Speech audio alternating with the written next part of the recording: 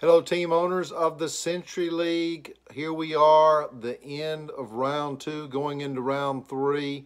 These are highlights round two. We'll start with the Green Bay Packers and the Detroit Lions. Nico's Lions went into Green Bay for a win all day on Sunday. This game was neck and neck. Had to wait for Monday Night Football for this game to be complete. The Lions were up going into Monday Night Football, but Drew Brees lit it up. Looked like the Green Bay had it won anyway with only 6 points needed, but Drew put a lot more points up than that, and the Lions go down. The Green Bay Packers advance to the Super Bowl. Crowder was the only person that was not used out of both of these teams.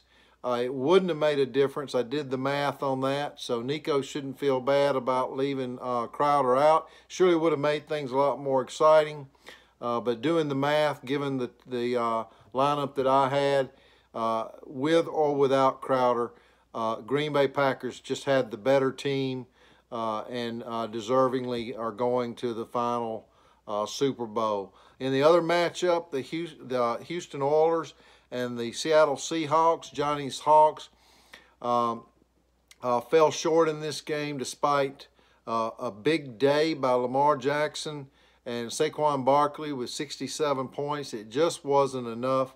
All hinged on Monday Night Football. Hawks came out short on this one. Oilers on top and advanced to the Super Bowl. So we do have here an AFC versus NFC matchup. Oilers versus Packers in our Super Bowl. And in the third versus fourth game, we will have the Hawks versus the Lions. So all of you guys are still playing in the consolation games. The Bears get ambushed by the Connor's Kansas City Chiefs. Ron goes down, but you're not out, Ron. You've got this round three matchup to defend your top 8 board. KC wins over the Bears 144-87 in a lopsided match.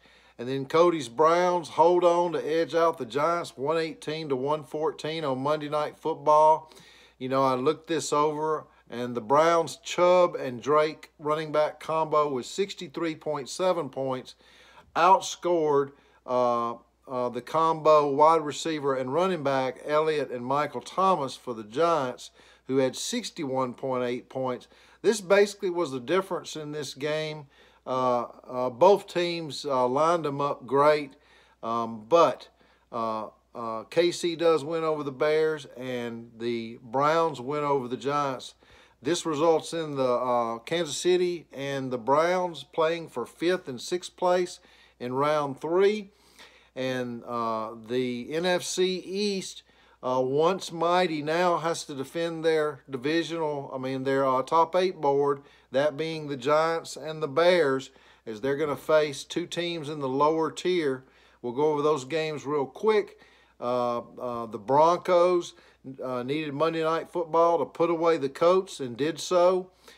Phil's Broncos do have a shot now with their win over the Colts, as they will play the Bears to try to slip into that top 8 board to finish the season. I do have an interesting scoring system. The top team gets 8 points, and the 8th place team gets 1 point. We keep this historically over the years. If you make the top 8 board, that's where the significance is, as who is the strongest team owner historically going forward. And that's the way we keep up with that. So this year, Packers or the Oilers are going to end up with 8 points. Second place, they have 7 points. And likewise, all the way down to the 8th place team. So you guys that are fighting in that bottom tier to earn that spot in the top 8 board, very important, lots to play for. And finally, in the other matchup, the Raiders with Julio Jones on a controversial play, and leading scorer for the Raiders, pulls out a win over the Rams by 4 points. What a close game. Harsh goes down hard in this one. Harsh, your season is over, and Raiders, you advance. I think we've got one team owner that's abandoned their team. I'm not sure. He has not replied to me, and that is the Oakland Raiders owner. So I have been running that team as far as in round 2, and we'll run that team. We'll be looking for a Raiders owner, and I think I already have one. But that's it, guys. That is HLites. Enjoy round 3. You teams in the AFC, you got to pull for your AFC Oilers there, Brandon's team, and you guys in the NFC, of course, pull for my Packers. Have a great week. Scoop up those players. If you're not playing in these final matchups, there's 6 of you not playing. You should be dropping your defensive player and your team defense, and your kicker, and picking up yourself a couple of extra prospective players that you might think in the offseason are going to be potential keepers or highly ranked next year. You'll be able to negotiate those for draft picks. We'll have some talking over the season. I'm going to close out the season here soon, but I'll pop in a video every once in a while during the off season to remind you what's going on. But right now, if you are no longer playing, you need to be scooping up those players. And all the teams that are still playing, good luck this week.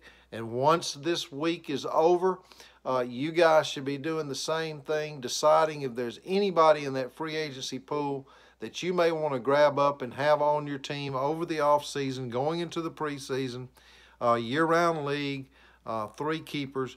Good luck, everybody.